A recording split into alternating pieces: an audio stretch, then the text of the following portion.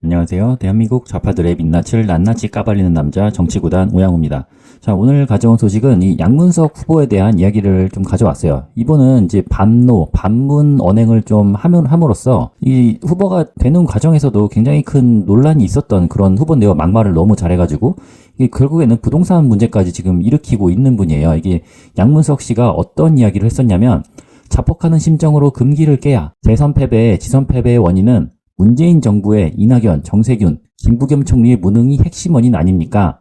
문재인 대통령의 우유부단함이 핵심 중 핵심 아닙니까? 라고 해서 이제 친문 세력들을 완전 돌려가기를 한 거예요. 그러니까 이재명의 탓이 아니라 이거는 문재인의 탓이다. 자기들이 대선에서 졌던 거는 문재인의 탓이다라고 이야기를 했어요. 뭐 이 사진하고 좀 인상이 많이 다른데 요 인상에 가깝죠. 실제는 요거는 많이 이제 보정을 한 걸 테니까.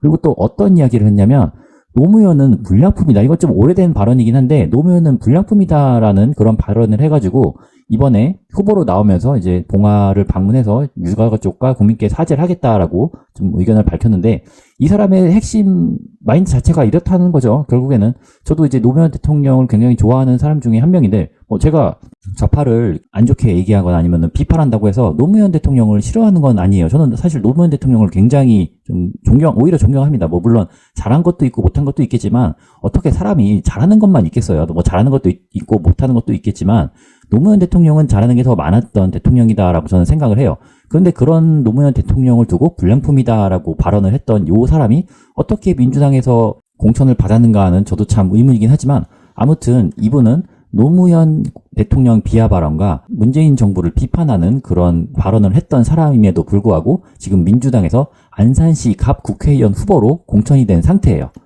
근데 이분이 어떤 일을 해서 지금 이슈가 되고 있느냐, 바로 문재인 정권 시절에 강남에 연끌을 한 거야. 강남 아파트에다가 연끌을 했어요. 어떻게 했느냐, 대학생 딸에게 11억짜리 대출을 받게 해서 그 자금을 아파트를 사는데 썼다라는 의혹이 지금 나오고 있는 거예요. 이게 뭐 금감원에서도 어떻게 된 건지 한번 지켜보겠다, 들여다보겠다라고 하고 있는 이야기가 나오고 있는데 2020년도에 잠원동, 21년에 이제 대출을 실행한 거고 2020년도에 잠원동 아파트를 샀어. 근데 아파트를 사면서 돈이 좀 모자라졌나 봐. 왜냐면은 그때 당시에 15억 이상 아파트에서는 금융권에서 대출이 금지되어 있었거든요. 그래서 대부업체에서 일부 대출을 받아서 매수를 하셨대. 뭐 잠원동이니까 거의 뭐 한 2, 30억 정도 했을 거예요. 아무튼 뭐 이렇게 비싼 거를 왜 샀느냐, 돈도 없는데 왜 샀느냐라고 하니까 맨날 전세로 여기저기 이사 다니고 하는 게 귀찮고 이제는 정착을 해야 될 것 같아서 좀 연끌을 해서 무리를 해서 강남에 아파트를 샀다라고 하는데, 이때 대부업체에서 일부를 대출받아서 매수를 했는데 이 대부업체라는 게 결국에는 사채잖아, 사채. 이게 사채가 이자가 세다 보니까 이자가 너무 많이 나가서 어떻게 대환을 할 수 있는 방법이 없는가 하라고 알아보는 와중에 이제 딸이 사업자를 내고 그 사업자로 사업자 대출을 받아서 부모에게 금전대여 하고 이제 부모는 담보를 제공하는 식으로 이제 대부업체의 대출은 갚고 그리고 새마을금고의 대출이 남게 되는 그런 상황이 오게 된 거예요. 이제 문재인 정부의 15억 초과 아파트 주택담보대출 금지가 합헌이었기 때문에 이 사람도 이제 어떻게 보면 그 당시에 피해를 받은 거죠. 이게 대출을 좀 일금융권에서 정상적으로 받았다라면 좀 좋았겠지만 요 문재인 정부의 대출 규제책 때문에 대출을 받을 수 없어서 이렇게 좀 문제가 됐던 거예요. 이런 거 보면은 문재인 정부를 좀 비판할 만할 것 같아. 아니 내가 지금 부동산 투자를 해야 되는데 대출을 못하게 하네? 그러면 열받지. 투자자로서 그리고 실수요자로서 아파트를 사고 싶은데 대출을 받을 수 있는 상황인데 대출을 못 받게 했으니까 좀 억울할 만도 할 것 같긴 해요. 그래서 양문석 씨가 뭐라고 해명을 했느냐, 일단은 아니 우리 딸이 11억이나 대출을 받았다고요? 아 저는 11억이나 받았는지 몰랐습니다 라고 말도 안 되는 해명을 일단 하셨고, 그리고 어디선가 부동산에서 좀 알아보다가 알선해졌다라고 해요. 그러니까 아니 누가 이렇게 하면은 대출을 받을 수 있다 해가지고 제가 강남에서 아파트를 샀지만 그 대구까지 가서 대출을 받았다라고 해명을 하고 있어요. 이거는 일견 저는 좀 이해가 가는 부분이 있어요. 이거는 제 뒤에서 잠깐 간략하게 좀 제 사례를 소개를 해드릴게요. 아무튼 이런 씨알도 안 먹힐 소리를 하더니만 결국에는 지금 저는 김의겸이 떠올랐어요. 김의겸이 어떤 이슈가 있었느냐, 바로 흑석동에다가 상가 재개발 투자를 한 거야. 이게 재개발 중에서도 상가는 굉장히 좀 어려운 물건이거든요. 왜냐하면은 이 상가라는 게 결국에는 영업권을 갖고 있는 것이기 때문에 상가로 받게 돼 있단 말이지. 상가 하나랑 집 하나 이렇게 사이즈가 좀 크면은 받게 되는데 굉장히 어려운 물건을 대출도 받기 힘든데 아내가 굉장하죠. 아내가 독단으로 김의겸의 후배를 찾아가서 대출을 받아와서 이게 투자를 했던 그 이슈 때문에 당시 더불어민주당의 후보로 나가지 못하고 이제 더불어 시민당으로 나가서 당선이 또 안 됐죠. 더불어 시민당에서 비례대표로 나갔다가 이제 순번이 밀려서 안 됐었는데 김진애가 양보를 함으로써 김진애가 서울시장 나간다고 사퇴를 함으로써 비례 승계를 받아서 국회의원 활동을 하다가 막말을 하다가 지금은 이제 이번에 공천을 못 받아서 군산에서 낙마를 했는데 아무튼 저는 김의겸이 좀 떠올랐어요. 이 양문석의 해명을 보고 이렇게 큰 대출을 일으켰는데 참 몰랐다. 아내가 해서 다 몰랐다? 다 마누라 탓이래. 이 남자들이 말이야. 아무리 요즘에는 페미니즘이 득세를 해서 여성의 지위가 올라갔다고 하더라도 집안 대소사를 남자들이 이렇게 모를 수가 있느냐. 아내가 어떻게 다 했는지 참 신기한 집안이에요. 저희 집에서는 저렇게 절대 안 하거든요. 제가 다 하거든요. 아무튼 이 사업자 대출이라는 게 일반인들은 좀 생소할 수 있어요. 이 사업자 대출이 대체 뭔가라고 좀 생각할 수 있는데 저는 이걸 실제로 받아봤기 때문에 아주 잘 알고 있습니다. 저도 받아본 적이 있어요. 제가 한 5억 정도 받아본 일이 있는데 물론 저도 직장인이기 때문에 사업자 대출을 받을 수 없는 그런 위치에 있었지만 와이프가 사업자가 있어서 와이프 이름으로 대출을 받아봤어요. 그리고 저희 집은 지금 저랑 와이프 공동 명의로 되어 있어서 와이프 명의로 대출을 받아도 문제가 없었고요. 그리고 제가 이걸 받아본 결과 사업자라고 해서 무조건 다 나오지는 않아요. 특히나 1금융권 같은 경우에는 사업자의 매출이라던가 그리고 담보, 그러니까 아파트 담보를 같이 잡고선 평가해서 대출을 내어줘요. 저 같은 경우에는 매출이 한 5억 정도 나오는 사업자를 갖고 있었기 때문에 그리고 거기다 주택담보까지 해서 1금융권에서 5억을 대출해본 경험이 있어요. 그때 이제 뭐 대출 심사를 하면서 이 정도 매출이면 매출 뭐 5억 정도 나오면 운전자금 5억 대출은 뭐 쉽다 그런 식으로 이야기는 하시더라고요. 그러니까 개인 대출보다는 좀 한도가 많이 나오는 거는 맞아요. 그런데 이금융권 같은 경우에는 매출이 없는 사업자 등록증으로도 대출이 나오기도 해요, 사실. 그러니까 특히나 새마을금고가 그런 걸 많이 해. 새마을금고가 전국에 여기저기 막 지점이 깔려 있잖아. 근데 그 새마을금고마다 각자 영업을 해서 자기들의 그 실적을 달성을 해야 되는 거예요. 그러니까 은행 같은 경우에는 이것저것 투자 활동을 많이 하긴 하지만 기본적으로 예대마진, 예금과 대출의 차이로 인해서 거기서 돈을 버는 게 대부분이기 때문에 그 지점장들 입장에서는 대출을 얼마나 알선해서 그 대출 회수가 제대로 되는지가 자기들 평가의 기준이 된단 말이야. 그래서 좀 믿을 만한 사람이 좀 큰 금액으로 대출을 받아간다고 하면 사실 좋아해요. 그러니까 새마을금고 같은 경우에는 실적을 올리기 위해서 통신사업자 같은 거 금방 나오는 사업자 있잖아요. 그런 거 갖고 오면은 어느 정도 대출을 해주긴 해요. 그 실제로 그걸 해주기 때문에 양문석 씨가 해명한 뭐 누가 이렇게 하면은 대출 받을 수 있다라고 알려줘가지고 했다. 그리고 뭐 새마을금고에서 특판으로 내줬다라는 이야기가 아주 없는 얘기는 아닐 거라고 저는 생각을 합니다. 하지만 제출해야 될 서류가 진짜 엄청나게 많아요. 그 개인 대출이 아니라 사업자이기 때문에 사업자에 관련된 서류도 같이 뽑아야 돼요. 뭐 개인 저 스스로 그리고 이제 저 같은 경우에는 공동명의자였으니까 제 서류, 와이프 서류, 그리고 사업자 서류 이렇게 세 가지 종류의 서류를 준비해야 되기 때문에 서류가 진짜 엄청 많아. 보통 사람들은 말해도 몰라요. 뭐 이렇게 막 어떤 서류를 준비하셔야 됩니다고 리스트를 쫙 적어주는데 진짜 한 10대 개 뽑아간 것 같아. 뭐 개인당. 아무튼 이거를 대학생이 혼자 했을 리는 없고 부모 도움을 했을 것이다. 근데 그 부모 도움이 엄마만 도와줬을까? 저는 엄마 아빠 다 했을 것 같은데 아무튼 본인은 잘 몰랐다고 하니 뭐 그렇다고 칩시다. 그런데 여기서 문제가 되는 거는 대학생이 가짜 사업자 등록증으로 11억이나 받았다는 게 아주 큰 문제예요. 왜냐하면 대출은 일단은 기본적으로 지점 실적이기 때문에 가능하면 해주려고는 해. 자기도 실적이니까 올라가서 제대로 회수만 된다면야 이건 아주 큰 실적이 되는 거예요. 그리고 지점장 권한으로 진행할 경우에는 더 수월해요. 그러니까 지점장이 내가 아는 사람이 와서 하는 거니까 이거 통과시켜줘. 이런 식으로 얘기를 하면은 어지간하면 통과가 됩니다. 뭐 물론 밑에 직원이 이거 너무 위험해서 안 됩니다라고 거절할 수도 있지만 대부분 지점장이 오케이 하면은 다 패스가 되는 거죠.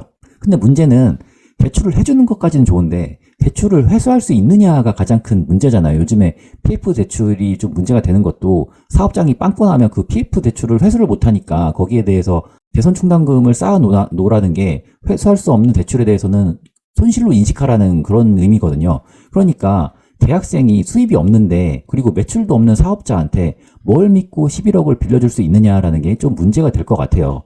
그러니까 이 경우에는 이게 만약에 잘못되면 이 대출이 잘못되면 11억에 대한 책임을 누가 지느냐는 거죠. 물론 대출을 승인한 담당자의 책임이 될 수도 있고 지점장의 책임이 될 수도 있지만 그 책임을 누가 지고 싶겠어요. 사실 저기 위험한 대출을 해주면서 차라리 안 내주고 말지. 그리고 아파트 하나만 담보로 잡고 11억을 결국에는 빌려줬다는 건데 그 11억의 주체가 대학생이라는 게 가장 문제가 될 거예요. 왜냐하면은 이 사업자가 실제로 매출을 일으켜서 뭐 부가세를 납부한 내역도 없고 그리고 소득세를, 종합소득세를 납부한 내역도 없으니까 아무것도 없는 가짜 사업자 등록증으로 11억이나 줬다는 게 굉장히 큰 리스크가 될 거니까요. 그러니까 제가 보기에는 이거는 누구 소개로 온 것이 아니라면 진짜 절대로 불가능한 조건이에요. 이게 건너 뭐 대출 상담사들이 이렇게 알선을 해줬다고 해도 그 한계는 제가 보기에는 4억, 5억 정도가 한계일 것 같아. 대학생한테 11억을 빌려주는 건 진짜 말도 안 되는 조건이거든요. 저 같은 경우에도 처음에 이 사업자 대출을 그 새마을금고로 받았었는데 그때 처음엔 4억 정도 받았어. 4억 정도 받을 때도 제가 매출이 그때도 3억 정도 나왔어요. 그러니까는 어느 정도 매출이 나와야 그 정도가 나오는 거지, 이게 아무런 매출이 없이 11억이 나왔다는 건 저는 좀 이해가 안 됩니다. 근데 여기서 새마을금고가 좀 발을 빼고 있죠. 당시 지점장은 제가 보기에는 망했어요. 이제 완전 큰일 났어. 이 사람은 이 대출이 나갔다는 것 자체가 뭔가 내부 규정을 어겼을 확률이 굉장히 높다고 봅니다. 그리고 지금에 와서 부랴부랴 조사를 한다고는 하고 있는데 보나마나 규정을 어겼을 수밖에 없어요. 이건 너무 위험한 대출이거든. 이 대출이 나갔다는 거는 아무것도 없는데 11억이 그냥 나간다? 예를 들어서 노숙자가 사업자를 어떻게 냈다고 쳐. 그리고 그 사업자 등록증을 갖고 새마을금고에 가서 11억을 땡겨. 그리고 11억을 땡긴 다음에 그냥 탱자탱자 다 써버린 다음에 막말로 잠수를 탄다든가 아니면 뭐 자살을 해. 그럼 어쩔 거야? 그러면 새마을금고는 11억 떼이는 거거든. 지금 이거는 그거랑 똑같은 상황이에요. 아무것도 없는 대학생이 11억을 대출해서 갔다. 물론 이제 아파트를 담보로 잡혀주긴 했지만, 그러면은 마찬가지로 다른 사람도 새마을금고에 나 사업자 등록증 있어요, 돈 좀 빌려주세요 했을 때 이걸 과연 빌려줄 것이냐 하면 안 빌려줄 거잖아. 그러니까 이거 뭔가 문제가 있다는 거죠. 다른 사람은 안 빌려줄 건데 왜 양문석 씨한테는 11억을 빌려줬을까? 뭔가 문제가 있다. 그리고 제일 문제가 되는 게 딸이 사업한다고 했는데 6개월 뒤에 어학연수를 갔어. 이게 뭐야 이게. 그러니까 11억 대출 받고 엄마 아빠한테 돈 주고 그리고 그 돈으로 캐나다로 연수를 간 거죠. 그러니까 지금 새마을금고 입장에서는 발등에 불이 떨어진 거야. 우리가 지금 방만하게 경영을 했다. 이게 아무런 근거 없이 경영을 했다는 게 뽀록이 나버리니까 이거 11억을 회수하겠다. 만약에 이 11억 대출한 것이 우리가 사업 용도로 빌려준 건데 이거를 부동산 사는 데 썼다? 그거는 이 대출의 목적과 맞지 않기 때문에 뭐 잘하면 회수할 수도 있다라고 얘기는 하고 있어요. 하지만 사업자만 있고 실제 영업활동도 없는 이 돈이 부동산 자금으로 쓰였기 때문에 기본적으로는 이게 사기입니다. 사기. 법조계에서는 대출 사기 혐의가 짙다는 지적이 나온다. 그러니까 새마을금고 입장에서도 아무런 근거 없이 11억이 나갔고 이 양문석 씨 입장에서도 자기들이 진짜 이 사업을 할 것도 아닌데 사업자를 만들어서 11억이나 빌려왔으니 이것은 사기나 다름이 없다라고 지금 이야기가 나오고 있는 겁니다. 그리고 또 의혹이 생산이 되고 있는 게 이거를 누가 알선해줬는가가 저는 가장 큰 의문이에요. 왜냐하면 대출 상담사가 대출 이율이 좀 괜찮은 새마을금고 지점을 알려주기는 해요. 사업자 대출을 받는다고 할 때도. 그런데 이 양문석 씨는 어떻게 누가 11억이나 알선해줬는가라는 게 좀 궁금하고, 그리고 이 원금은 보통 사업자 대출은 안 갚거든요. 이 원금은 거치하고 이자만 갚아요. 그런데 아무리 이자만 갚는다고 하더라도 이 11억이면 자금이 굉장히 큰 거란 말이죠. 22년도 같은 경우에는 제가 5.5% 이야기를 듣고 대환을 했어요. 다른 1금융권으로. 그러니까 11억에 5.5%의 이자를 낸다고 치면 이게 월이자만 500만 원이 나와. 500만 원. 거기다가 캐나다에 연수까지 간 딸한테도 생활비가 나가야 될 거 아니야. 연수 가면은 요즘에 못해도 한 달에 2, 300은 있어야 될 건데 거기다 2, 300 들어가. 자기 생활비도 또 한 몇백 들어갈 거야. 그럼 이 양문석 씨는 한 달에 1,몇백만 원의 현금으로 갖고 있다는 게 저는 굉장히 좀 의문이에요. 이렇게 돈을 잘 버는 사람인가? 그리고 캐나다로 어학연수 간 딸이 갚았냐고 했을 때 그렇진 않을 거잖아. 이 사람이 지금 어학연수 갔는데 거기서 돈 500만 원씩 어떻게 갚어? 그러니까 이 돈은 부모가 이자를 냈다는 건데 이거는 징여로 봐야 돼요. 왜냐하면 대출 명의자는 딸이니까. 그러니까 제가 결론적으로 하고 싶은 말은 지금 양문석 씨가 잠적은 아니라고는 하는데 지역구 유세일정이 펑크가 났지만 아무튼 본인은 잠적이 아니라 좀 생각할 시간이 필요한가 봐. 근데 안산시 분들 이 내용을 보고도 과연 누구를 뽑을 것인가 라고 했을 때 투표를 좀 잘했으면 좋겠습니다. 누구를 뽑으란 얘기는 안 하겠어요. 근데 이 내용을 듣고도 과연 누구를 뽑아야 될지 아리까리 하다면 그거는 좀 자신의 그 정치적 성향이 너무 한쪽으로 편중되어 있지 않은가라는 그런 고민을 해봐야 되지 않을까 싶습니다. 그리고 양문석 씨는 지금 자기가 편법은 인정한다라고까지 인터뷰를 했는데 편법을 인정할 것이 아니라 그 유죄를 인정하셔야 될 것 같아요. 이게 아무리 봐도 빠져나갈 구멍이 없어요. 이거는 제가 사업자 대출을 받아본 입장으로서 이건 말도 안 되는 대출이거든. 이거는 뭔가 커넥션이 있던가 아니면은 쪽 지점장과 실적에 대한 그런 이해관계가 맞아떨어져서 사기로 나간 대출이지 이게 원칙적으로는 불가능한 대출이잖아요. 그러니까 앞으로 사법기관에 수사를 좀 잘 받으시고 이번 총선은 어떻게 될지 모르겠지만 총선에서 당선이 되더라도 좀 쉽지 않은 그런 의정 활동을 하시게 될 것 같습니다. 자, 오늘 여기까지 하고 다음 시간에 또 다른 소식으로 찾아뵙도록 하겠습니다. 감사합니다.